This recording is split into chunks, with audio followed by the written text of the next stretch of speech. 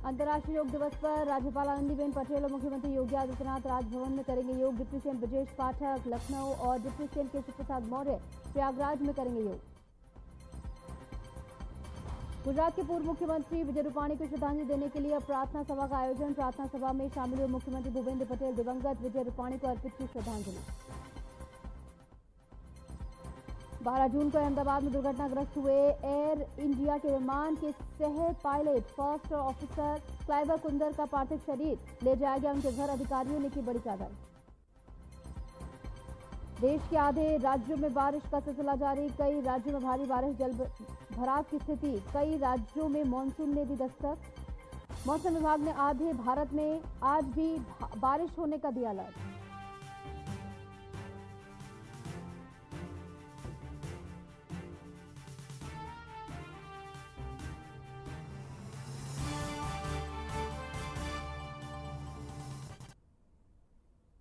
नमस्कार, मैं हूं आपके साथ निशु शर्मा। शुरुआत करेंगे बुलेटिन की बड़ी खबर के साथ, जहां लखनऊ से इस वक्त की बड़ी खबर सामने आ रही है। सीएम योगी आदित्यनाथ आज बैठक करने वाले हैं। शाम 6 बजे पीडब्ल्यूडी अधिकारियों के साथ उनकी बैठक होने वाली है। बैठक में यूपी की सड़कों की समीक्षा यहां पर करते हुए नजर आएंगे सीएम। सेतु प्रबंधन पर भी अधिकारियों से चर्चा करेंगे और तमाम जानकारी लेते हुए सीएम यहां पर नजर आएंगे। तो लखनऊ से बड़ी खबर आपको बता रहे हैं, जहां आज सीएम योगी आदित्यनाथ बैठक करने वाले हैं। शाम 6 बजे का समय इसके लिए मुकम्मल किया गया है। 6 बजे पीडब्ल्यूडी अधिकारियों के साथ इनकी बैठक रहेगी। तमाम पीडब्ल्यूडी के वरिष्ठ अधिकारी मौजूद रहने वाले हैं, जिनसे सड़कों को लेकर जानकारी लेते हुए सीएम नजर आएंगे और इस बैठक को लेकर क्या कुछ विचार विमर्श इसमें किया जाता है और अधिकारियों को क्या साफ दिशा निर्देश सीएम की ओर से जारी किए जाते हैं, ये देखना भी बेहद महत्वपूर्ण होगा। फिलहाल पीडब्ल्यूडी अधिकारियों के साथ बैठक की खबर सामने आई है। शाम 6 बजे ये बैठक होने वाली है। सीएम योगी आदित्यनाथ आज ये बैठक करेंगे। शाम 6 बजे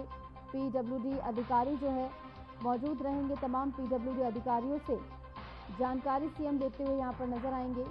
खासकर सड़कों की समीक्षा यहाँ पर की जाएगी, क्योंकि लगातार सड़क निर्माण और कनेक्टिविटी को बढ़ावा योगी सरकार की ओर से दिया जा रहा है। तो इसकी कवायद जो है किस तरीके से चल रही है, इस बारे में जानकारी और समीक्षा सीएम करते हुए नजर आएंगे। और इसी के साथ सेतु प्रबंधन की भी समीक्षा सीएम की ओर से की जाएगी। और जैसे कि हमने आपको बताया, पीडब्ल्यूडी के तमाम वरिष्ठ अधिकारी इसमें मौजूद रहने वाले हैं और उन्हीं से सीएम योगी आदित्यनाथ जो है बातचीत करेंगे और समीक्षा करते हुए तमाम पहलुओं पर सीएम नजर आएंगे।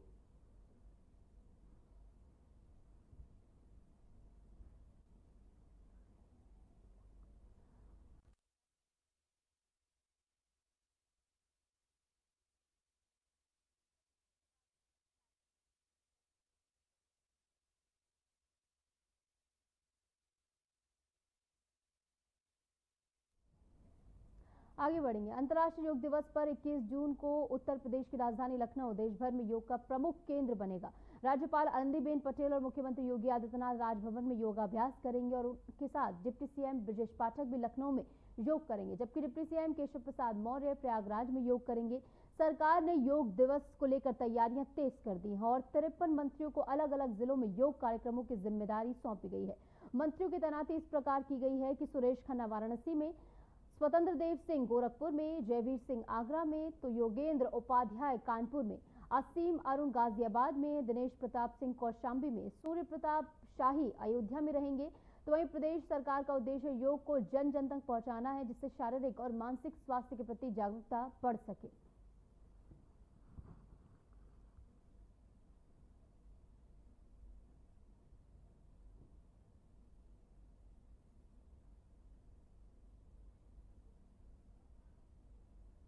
मुख्यमंत्री योगी आदित्यनाथ ने अयोध्या में आकाशीय बिजली गिरने से हुई जनहानि पर गहरा शोक व्यक्त किया है। मुख्यमंत्री ने दिवंगत आत्माओं की शांति और परिजनों को इस दुख की घड़ी में धैर्य प्रदान करने की कामना की है। उन्होंने संबंधित अधिकारियों को पीड़ित परिवारों को हर संभव मदद मुहैया कराने के निर्देश भी दिए हैं।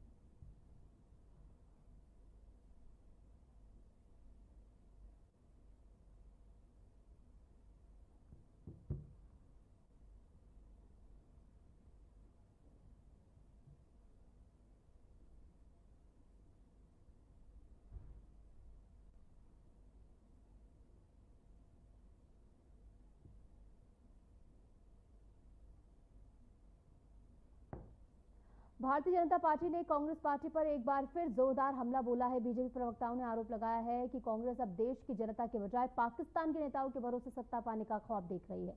पार्टी का कहना है कि हाल ही में पाकिस्तान के कुछ नेताओं द्वारा कांग्रेस के समर्थन में दिए गए बयानों ने कई सवाल खड़े कर दिए हैं।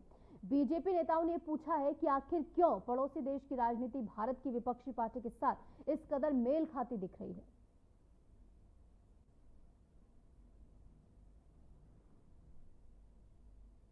और अब जनता नहीं पाकिस्तान के भरोसे है कांग्रेस, ये निशाना साधा गया है। केशव प्रसाद मौर्य डिप्टी सीएम की ओर से निशाना साधा गया है, जहां सीधे तौर पर उन्होंने कांग्रेस पर निशाना साधा है, क्योंकि कांग्रेस की ओर से तमाम बयान दिए जा रहे हैं, वो बयान जो है कोट एंड कोट पाकिस्तान में चलाए जा रहे हैं और इन कांग्रेस नेताओं के नाम भी वहां पर सुर्खियों में बने हुए हैं। तो ऐसे में ये सवाल पूछना लाजमी है और केशव प्रसाद मौर्य की ओर से भी सवाल पूछा गया है कि आखिर कांग्रेस की ओर से वो बयान क्यों दिए जा रहे हैं जो कि पाकिस्तान में पॉपुलैरिटी गेन करते हुए इस समय नजर आ रहे हैं। और यही बात उन्होंने पूछी है और इसी के साथ ये भी बात कही है कि पाकिस्तान के भरोसे सत्ता पाने का ख्वाब यहां पर कांग्रेस देखती हुई नजर आ रही है। और सीधे तौर पर उन्होंने कहा है कि जनता नहीं अब पाकिस्तान के भरोसे कांग्रेस हो गई है, क्योंकि पाकिस्तान समर्थन बयान जो है लगातार कांग्रेस की ओर से दिए जा रहे हैं। क्योंकि ऑपरेशन सिंदूर को लेकर भी जो सवाल कांग्रेस की ओर से पूछे गए, वही सवाल कोट एंड कोट पाकिस्तान में हेडलाइंस में बने और इन नेताओं का नाम भी वहां पर हेडलाइंस में रहा, चर्चाओं में रहा। तो ऐसे में भारत ये पूछ रहा है और केशव प्रसाद मौर्य की ओर से भी बयान दिए गए हैं कि आखिर क्यों ऐसे सवाल पूछे जा रहे हैं जो कि पाकिस्तान को समर्थन देते हुए नजर आते हैं। और केशव प्रसाद मौर्य ने बकायदा एक्स पर पोस्ट कर कर निशाना साधा है और उन्होंने कहा है कि कांग्रेस अब देश की जनता के नहीं बल्कि पाकिस्तान के भरोसे सत्ता पाने का ख्वाब यहां पर देखती हुई नजर आ रही है।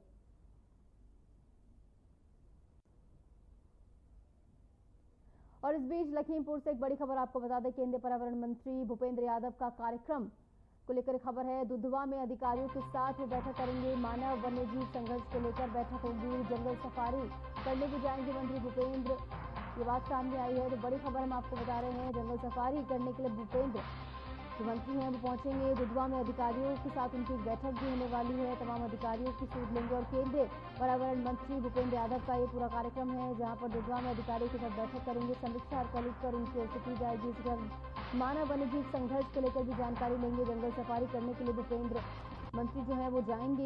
ये पूरा उनका शेड्यूल सामने आया है। फिलहाल सबकी नजरें जो है बैठक पर टिकी हुई है, क्योंकि बैठक में तमाम अधिकारी मौजूद रहने वाले। दुधवा में ये बैठक होगी जिसमें तमाम अधिकारियों की मौजूदगी में जानकारी यहां पर मंत्री लेते हुए नजर आएंगे।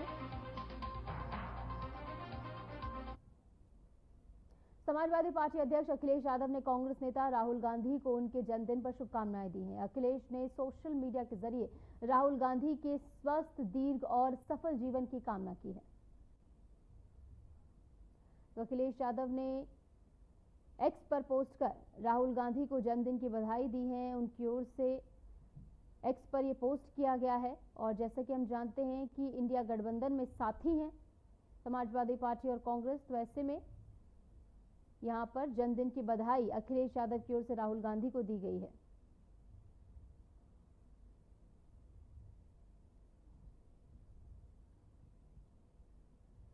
संभल की एमपी एमएलए कोर्ट में बीते साल 24 नवंबर को शाही जामा मस्जिद सर्वे के दौरान हुई हिंसा मामले में सपा सांसद जियाउर रहमान बर्क समेत 23 आरोपियों के खिलाफ चार्जशीट दाखिल की गई है। इस हिंसा में 4 लोगों की मौत और 29 पुलिसकर्मी घायल हुए थे। पुलिस ने इस मामले में सपा सांसद जियाउर रहमान बर्क, सपा विधायक इकबाल महमूद के बेटे सुहेल इकबाल समेत 40 लोगों को नामजद किया था, जबकि 2750 अज्ञात लोगों के खिलाफ मुकदमा यहां पर दर्ज किया गया था। पुलिस ने अब तक 92 आरोपियों को गिरफ्तार किया है, जिनमें जामा मस्जिद के सदर जफर अली एडवोकेट भी शामिल हैं। इस मामले में जियाउर रहमान बर्क से बता दें कि एसआईटी ने करीब 6 घंटे तक नखासा थाने में पूछताछ भी की थी। चार्जशीट में 1000 से अधिक पन्नों की जो है रिपोर्ट बनाई गई। हालांकि सपा विधायक इकबाल महमूद के बेटे सुहेल इकबाल इसमें शामिल नहीं है।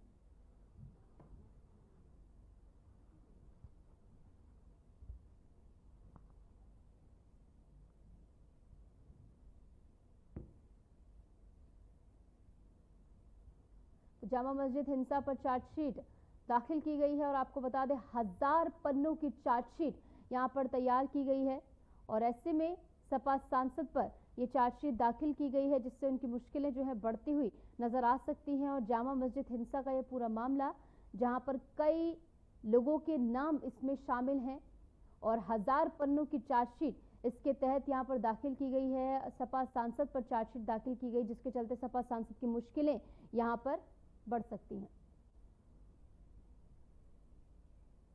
और इस बीच एक बड़ी खबर लखनऊ से आपको बता दें, पीएम आवास योजना में लापरवाही पर एक्शन लिया गया है। आवास विकास के संपत्ति अधिकारी निलंबित किए गए हैं।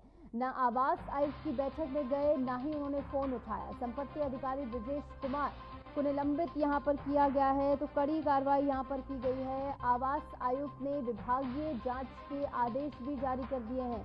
तो बड़ी खबर हम आपको बता रहे हैं, जहां एकाएक जो है कार्रवाई की जा रही। पीएम आवास योजना में लापरवाही पर एक्शन लिया गया। लखनऊ से खबर। और इस बीच राजधानी लखनऊ से एक और बड़ी खबर आपको बता दें, यूरोप जाने से लोग अब बचते हुए नजर आ रहे हैं। 125 यात्रियों ने अब तक अपनी टिकट कैंसिल करा दी है। मध्य पूर्व एशिया में तनाव का असर इस समय चल रहा है। विमान सेवाएं बाधित हैं, पर्यटन पर इसके चलते गहरा असर पड़ता हुआ नजर आ रहा है। तो ये बड़ी खबर हम आपको बता रहे हैं, जहां विमान सेवाएं बाधित हो गई हैं, पर्यटन पर भी इसका प्रभाव पड़ा है और यूरोप जाने से लोग जो है कतराते हुए नजर आ रहे हैं, बच रहे हैं वहां जाने से। और बताया जा रहा है कि 125 यात्रियों ने अपनी टिकट जो है वो कैंसिल करा दी है, वो जाने को तैयार नहीं है और विमान सेवाएं बाधित हैं, पर्यटन भी इससे प्रभावित हुआ है क्योंकि ज्यादा से ज्यादा लोग अगर टिकट कैंसिल कराएंगे तो वहां का पर्यटन जो है इससे प्रभावित होगा। और इस बीच लखनऊ से ही एक और बड़ी खबर आपको बता दें, मुंबई से एयर इंडिया की उड़ान अचानक निरस्त कर दी गई है। अहमदाबाद जाने वाली इंडिगो की फ्लाइट भी यहां पर रद्द की गई है। अहमदाबाद में दुर्घटना के बाद संचालन गड़बड़ा गया है। मुंबई से लखनऊ आने वाली फ्लाइट अचानक से रद्द कर दी गई है। हालांकि रद्द क्यों की गई है ये सामने नहीं आया है, अब तक इसका खुलासा नहीं किया गया है। और अहमदाबाद में दुर्घटना के बाद जो है अब लोगों में भी डर है और हर एक पहलू पर यहाँ पर जो है नजर एविएशन सिस्टम भी बनाए हुए है कि कोई भी खामी अगर होती है तो पहले उसे दुरुस्त करा जाए और उसके बाद फ्लाइट को जो है संचालित किया जाए। तो ऐसे में तमाम एहतियात बढ़ते जा रहे हैं। अहमदाबाद में दुर्घटना के बाद जिस तरीके का मंजर देखने को मिला, लोगों में डर का माहौल। इस बीच मुंबई से एयर इंडिया की उड़ान अचानक से रद्द कर दी गई है। अहमदाबाद जाने वाली इंडिगो की फ्लाइट रद्द कर दी गई है। अहमदाबाद में दुर्घटना के बाद संचालन पूरी तरह गड़बड़ा गया है। मुंबई से लखनऊ आने वाली फ्लाइट अब अचानक रद्द कर दी गई है। दरअसल अहमदाबाद में हुई दुर्घटना के बाद एयर इंडिया के विमानों का संचालन गड़बड़ा गया है। मुंबई से लखनऊ आने वाली एयर इंडिया की फ्लाइट अचानक से कैंसिल कर दी गई। तकनीकी खामियों की बात जो है सामने आई है, पर एयरलाइन ने यह स्पष्ट किया है कि दिल्ली में मौसम खराब होने के चलते सेवा निरस्त की गई है। तो वहीं इंडिगो की अहमदाबाद जाने वाली उड़ान भी इस समय कैंसिल कर दी गई है। साथ ही कई उड़ानें देरी की शिकार भी हुई हैं। आपको बता दें कि लखनऊ एयरपोर्ट से सामने आए आंकड़ों के मुताबिक बीते 3 दिनों में 125 यात्री ने यूरोप की उड़ानों की टिकट जो है वो निरस्त कर दी, यानी कैंसिल कर दी है। गर्मी की छुट्टियों के दौरान लोग अक्सर जो है घूमने जाते हैं, लेकिन इस बीच यहाँ पर कैंसिल किया गया है। और इस बीच एक और बड़ी खबर आपको बता रहे हैं, जहाँ पर मनी लॉन्ड्रिंग केस में फंसाने की धमकी देकर यहाँ पर धोखाधड़ी की गई है। नोएडा में 1 करोड़ की साइबर ठगी यहाँ पर की गई है। ट्राई अधिकारी और मुंबई पुलिस बनकर ठगी यहाँ पर की गई है। आईएएस के रिटायर्ड अधिकारी को डिजिटल अरेस्ट किया गया है।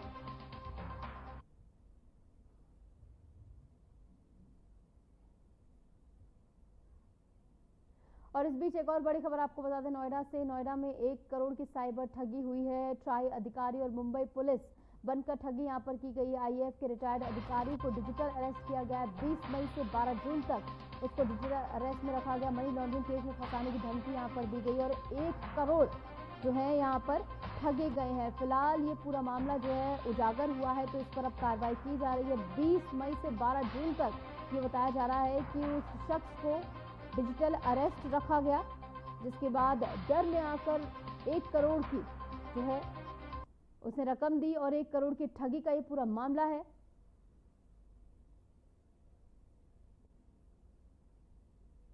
नोएडा में 1 करोड़ की साइबर ठगी का ये पूरा मामला सामने आया है, जहां पर मनी लॉन्ड्रिंग केस में फंसाने की धमकी दी गई थी। फिलहाल आरोपियों को गिरफ्तार कर लिया गया है।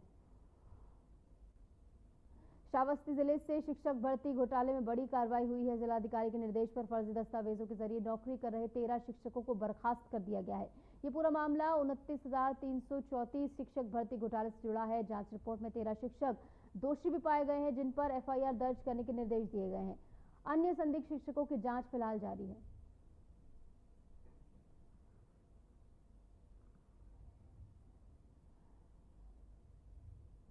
तो 29,334 भर्तियों को लेकर खुलासा हुआ है। शिक्षक भर्ती घोटाले में एक्शन लिया गया है, जहां पर फर्जी दस्तावेज से शिक्षक यहां पर तैनात किए गए थे।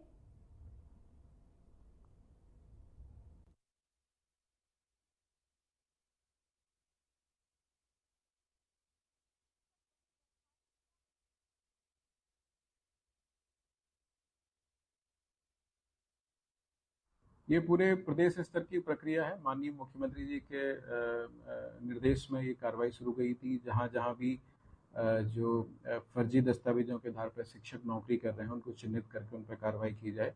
इस प्रकार से फिलहाल हाल ही में जनपद श्रावस्ती में जो कमेटी बनी हुई पिछले 2 साल से लगातार जांच कर रही है, इसमें 13 शिक्षकों को बर्खास्त किया गया है। एक की गिरफ्तारी भी हुई है और इससे पूर्व भी 6 शिक्षकों को जो है इसी प्रकार से पकड़ा गया था, जिसमें से 5 की गिरफ्तारी हुई थी। अब तक लगभग 2 दर्जन से अधिक इस प्रकार के प्रकरणों में कार्रवाई हो चुकी है और अभी भी समिति क्रियाशील है। लगातार सूचनाओं के आधार पर, इनपुट्स के आधार पर जब भी जैसे जानकारी प्राप्त होती है, इस प्रकार की कार्रवाइयां भविष्य में भी की।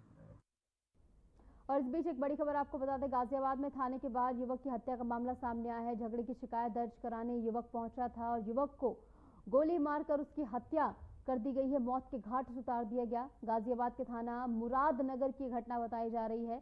गाजियाबाद के मुरादनगर थाना क्षेत्र से दिल दहला देने वाली ये वारदात सामने आई है, जहां युवक थाने के बाहर झगड़े की शिकायत दर्ज कराने पहुंचा था, लेकिन इससे पहले कि उसे न्याय मिल पाता, हमलावरों ने थाने के बाहर ही उसे गोली मार दी और मौत के घाट उतार दिया। युवक की मौके पर ही मौत हो गई। थाना परिसर के बाहर हुई इस हत्या से कानून व्यवस्था पर कई बड़े सवाल खड़े हो रहे हैं। पुलिस ने फिलहाल मामला दर्ज कर जांच शुरू कर दी है। और गाजियाबाद के थाना मुरादनगर की घटना है, जहां पर एक युवक झगड़े की शिकायत दर्ज कराने थाने पहुंचता है, लेकिन जैसे ही वो थाने के बाहर पहुंचता है तो वहां पर उससे गोली मारकर मौत के घाट उतार दिया जाता है। ऐसे में थाने के बाहर जब ऐसी घटना हो जाती है तो जो प्रशासन है उस पर भी कई बड़े सवाल खड़े होते हैं। हालांकि घर वालों का फिलहाल रो रो कर बुरा हाल है। न्याय की गुहार लगाते हुए तमाम यहाँ पर नजर आ रहे हैं। फिलहाल देखना होगा, पुलिस की ओर से मामला दर्ज कर लिया गया है। आगे क्या कुछ जांच की जाएगी, सामने आता है, ये देखना महत्वपूर्ण होगा। लेकिन प्रशासन पर इस समय कई बड़े सवाल खड़े हो रहे हैं कि थाने के बाहर अगर ऐसी घटना को अंजाम दे दिया जाता है तो कितना खौफ यहाँ पर गुंडों में है, वो आप इस घटना से समझ सकते हैं। बागपत जिले के बड़ौद थाना क्षेत्र के लुहारी गांव में प्रेम प्रसंग के चलते युवती की हत्या का चौंकाने वाला मामला सामने आया है। आरोप है कि युवती शिवानी के परिजनों ने उसका गला दबाकर हत्या की और फिर सबूत मिटाने के लिए शव को जला भी दिया। पुलिस ने मौके से जले हुए शव के अवशेष बरामद कर लिए और मामले की जांच शुरू कर दी गई है। थाना बड़ौद पे और 112 पे कॉल आई। उसमें एक लड़का अंकित है जो ग्राम लुहारी थाना बड़ौद का है। उसकी एज लगभग 22 साल है। उसने फ़ोन करके बताया कि मेरा गांव में एक लड़की, उससे हमारा प्रेम प्रसंग चल रहा था, मुझसे शादी करना चाह रहा था और हमको जानकारी हुई कि उसके माता और पिता ने मिलकर उसकी हत्या कर दी है, डेड बॉडी को जला दिए हैं। तत्काल हमारी पीआरबी 112 हमारे एसएचओ बड़ौद मौके पर पहुँचे, क्षेत्राधिकारी भी गए। जानकारी हुई कि एक लड़की शिवानी नाम की थी, जिसकी लगभग 21 बरस थी और वो 10th पास थी। उसका गांव के लड़के से प्रेम प्रसंग चल रहा था, दोनों शादी करने की जिद पे अड़े हुए थे, किंतु माता पिता इस बात से सहमत नहीं थे, इस बात को लेकर कि एक ही गांव में शादी हम कैसे कर दें, हमारा जाति भी अलग है। विगत रात्रि में जो है उसकी माता को हम लोग से पूछताछ के पिता गिरफ्तार कर लिए। उन लोगों ने बताया कि साहब मेरी इज्जत जा रही थी, रात को घर में हम लोगों ने गला दबा के उसकी हत्या कर दी और अपनी ही छोटी सी गाड़ी में ले जाके उसको यमुना किनारे उसको हमने दाह संस्कार कर दिया। हमारी पुलिस तत्काल मौके पे गई। वहाँ वास्तव में राख मिला और लड़की का कुछ एक आई कार्ड और कुछ चुन्नी वगैरह प्राप्त हुआ, जो कि तो इतनी साक्ष्य बरामद हुई है। पूरी घटना कारित करना माता और पिता ने स्वीकार कर लिया है, दोनों गिरफ्तार हो गए हैं और उसमें उसका भाई भी नामजद है, उसकी फुफेरी बहन भी नामजद है, बहन भी उसमें गिरफ्तार हो गई है। तो ये एक प्रतापगढ़ के आसपुर देवसरा थाना इलाके के तेलियानी नहर पर पुलिस और बदमाश मुबारक खान के बीच मुठभेड़ हुई और इस दौरान बदमाश मुबारक खान के पैर में गोली लगने से वो घायल हो गया। पुलिस ने मौके से तमंचा, 3 कारतूस और एक बाइक बरामद की है। घायल बदमाश को इलाज के लिए अस्पताल में भर्ती कराया गया है। वहीं बताया जा रहा है कि मुबारक खान पट्टी के करेला बाजार में हुए गोलीकांड की घटना में भी शामिल था। उसके खिलाफ पहले से 7 आपराधिक मुकदमे दर्ज हैं। पुलिस मामले की जांच कर रही है और मुबारक के नेटवर्क से जुड़े अन्य अपराधियों की तलाश जारी है।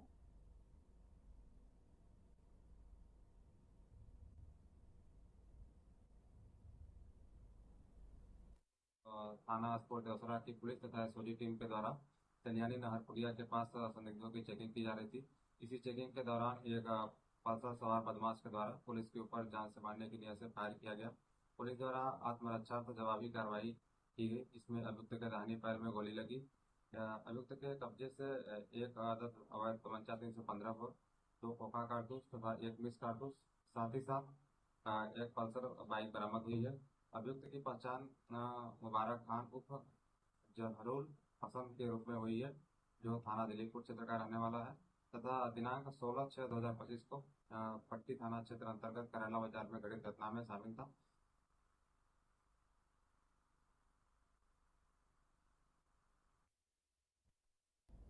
बरेली जिले के थाना आमला क्षेत्र के गांव भीमलौर में भारी बारिश के चलते एक कच्चा मकान ढह गया। हादसा उस समय हुआ जब पति पत्नी अपने 6 बच्चों के साथ घर में सो रहे थे। लगातार कई दिनों से हो रही बारिश के कारण मकान की दीवारें कमजोर हो गई थी, जिसके चलते देर रात अचानक मकान गिर गया और सभी 8 लोग मलबे में दब गए। सूचना मिलते ही पुलिस और एम्बुलेंस मौके पर पहुंची और सभी को सुरक्षित बाहर निकालकर अस्पताल में भर्ती कराया गया। चिकित्सकों के अनुसार सभी की हालत खतरे से बाहर है। गांव में इस घटना से हड़कंप मच गया है। हालांकि समय रहते राहत कार्य शुरू होने से बड़ा हादसा होने से टल गया।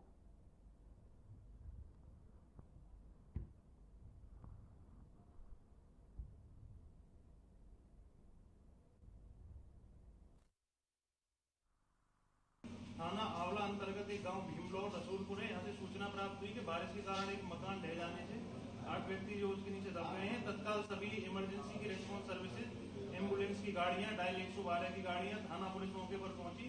गांव वालों की सहायता से सभी 8 घायल व्यक्तियों को रेस्क्यू किया गया तथा तत्काल उनको नजदीकी CSC अस्पताल रामनगर में एडमिट करा दिया गया, जहाँ प्राथमिक उपचार के बाद उनको जिला अस्पताल भेजा गया है और सभी की स्थिति खतरे से बाहर है। जो मेडिकल बुलेटिन है, जो चिकित्सा अधिकारी यहाँ पर है, उनके अनुसार सभी की स्थिति खतरे से बाहर है और उनको जो उच्च स्तरीय इलाज के लिए जिला अस्पताल एडमिट करा दिया गया है। नियमानुसार आगे की विधिक कार्रवाई।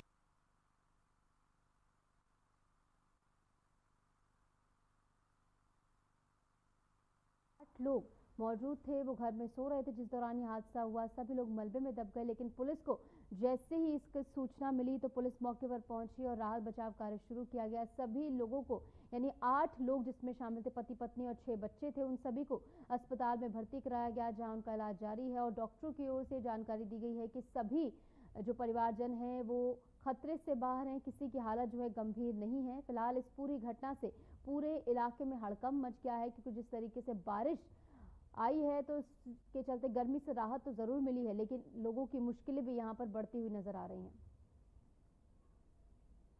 और फिलहाल के लिए इस बुलेटिन में इतना ही। नमस्कार।